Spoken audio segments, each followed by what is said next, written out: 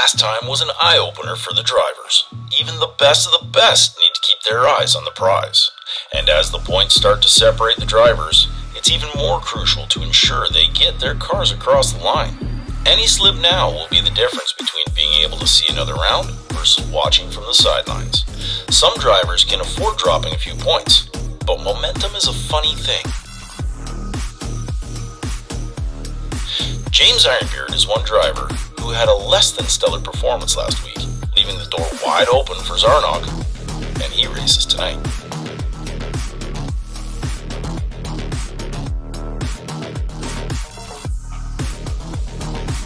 And with that being said, the first group up tonight sees Zarnock licking his chops at the opportunity that Ironbeard has given him.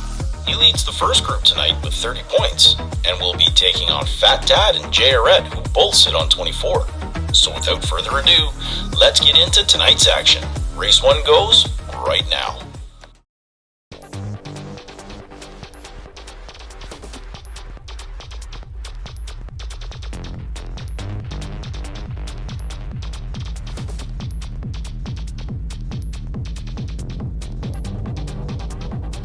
And Zarnock wastes no time in collecting the first 11 points. Fat Dad seems to be going after JRed and cuts him off just before the jump, allowing Zarnock to just have a free run at the bottom half of the course. You see, JRed hits the jump before Fat Dad because Fat Dad had a little bit of a swerve, but that's not what's going to win this race for you boys. You got to be going after the number one, and the number one right now is Zarnock.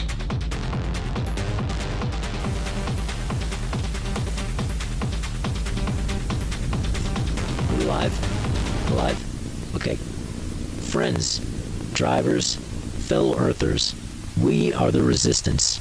With Mars coercing drivers and racers into signing an oath card and pledging allegiance to MarSec, we are sending this message to all faraway competitors in an attempt to intercept any and all MarSec propaganda. Reject the loyalty oath. We will continue to stand up to the tyranny of the Martian kleptocracy and fight against its corporate greed. The Earth resistance is strong, and we will never relent. The future of Earth depends on us.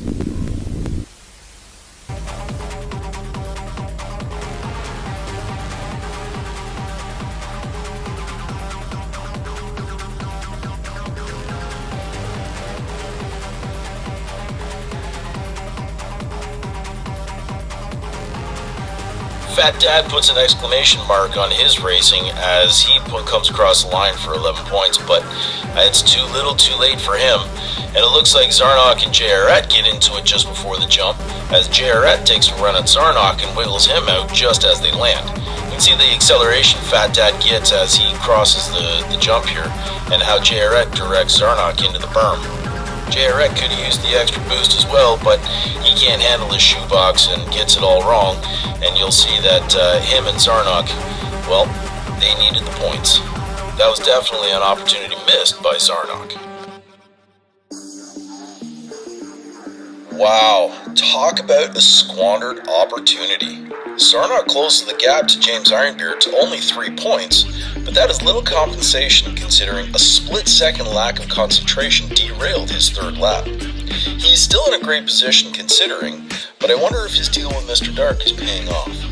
Fat Dad climbs to 6th and in a tie with Grumpy Cloud, while JRed, well, he has a disappointing race and can only manage 45 points, putting him in 8th for now.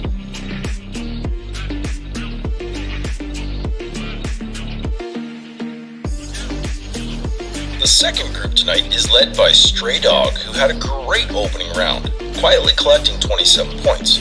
Let's see if his round 2 opponents give him any grief, as Laro in his Insect has 23 points, and a Raging Ricky solar-powered car has 20. This should be an interesting matchup, so let's go to the top of the trail for race 1.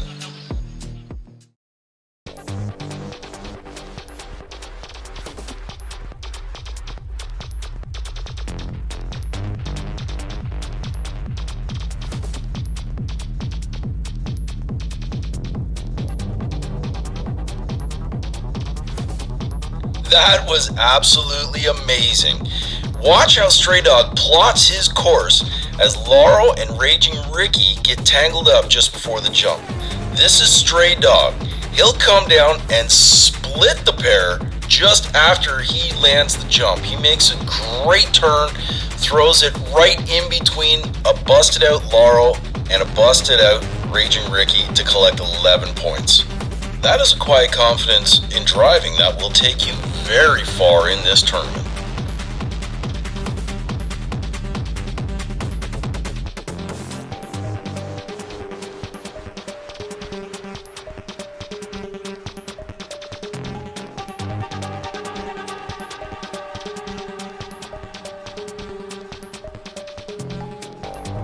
We are seeing some absolutely epic performances in this second round here.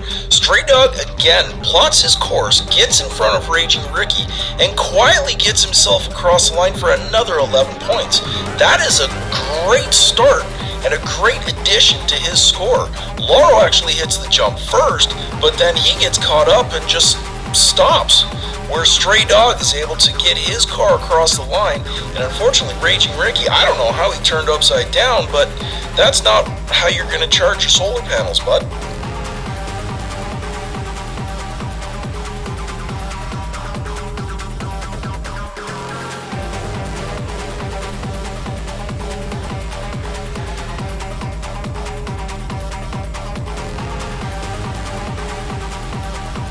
Oh man, and the only thing that has stopped Stray Dog from getting a clean sweep in this lap is Lauro, as he throws the most vicious block on Stray Dog after the jump.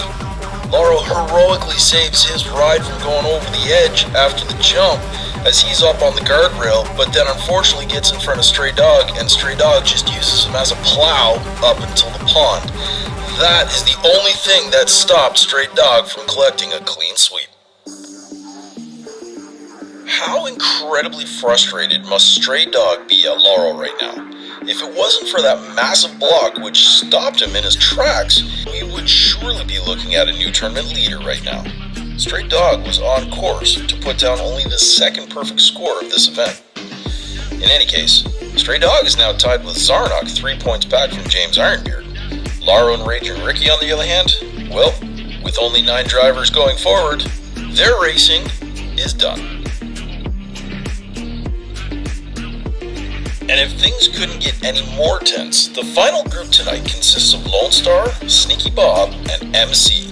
Lone Star, coming in with 28 points, had a great battle with the Princess of Moparnia, while Sneaky Bob was able to amass 26 points in his duel with Zarnock and Arlo in his opening round match. These drivers will dictate the top 9. Who's going to make the cut? Race 1 goes right now.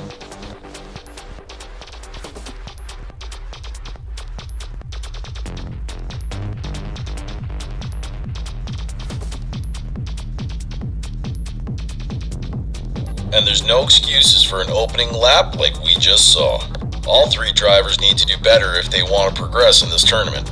You can see Lone Star gets rubbed out by MC up on the guardrail there, and Sneaky Bob had a free run at the bottom half of the course, but I don't know if he shut her down with engine trouble or what, but MC doesn't land the jump either, and he gets sideways, I guess trying to avoid a stalled out Sneaky Bob. But these are points that you guys are going to need desperately if you want to make the next round.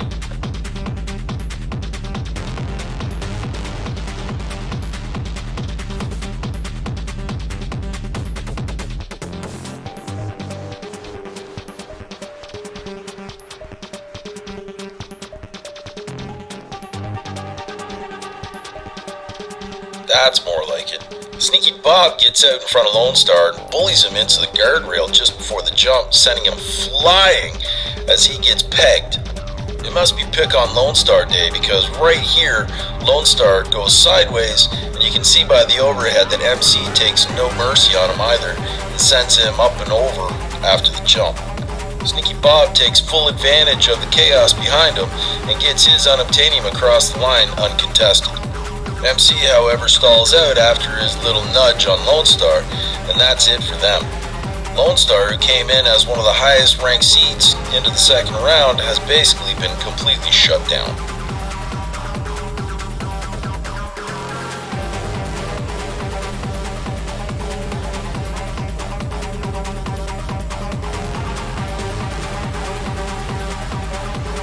And just like that, Sneaky Bob shuts down Lone Star once again. Sneaky Bob wins that drag race with Lone Star after the gate drops, and it's just enough to get him once again up and into the berm just at the jump, but unfortunately Sneaky Bob doesn't have enough momentum to keep going down the line. And right here you can see MC, he knows his race is over, so he just shuts her down. Lone Star gets one more kick at the can though, as he tries to pull a move similar to what he did on the Princess of Moparnia, but unfortunately he doesn't have enough momentum as it was all scrubbed as a result of the block thrown by Sneaky Bob.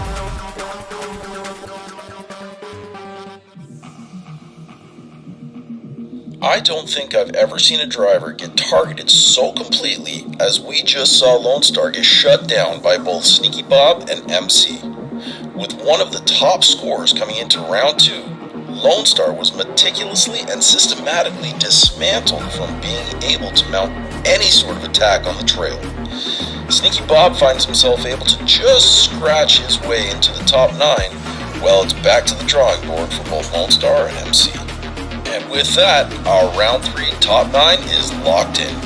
These drivers will now reset, refuel, and refocus their efforts, as only 3 will make the finale. With the outcomes of round 2, everything is still up for grabs, as very little separates the top of the leaderboard. The Freezie500 continues to deliver. Historically, there has been a breakout driver or drivers that are clearly superior to the field. However, this time, the competitors are closer than ever, and as the points begin to add up, it's a matter of who can maintain the momentum and who will crack under the pressure. James Ironbeard leads for now, but nothing is ever guaranteed here at the trail. Thanks for watching. We'll see you again next time.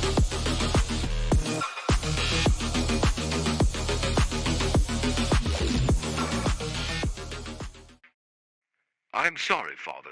You must forgive me. I have failed you. Wait. It's you. No. No. No.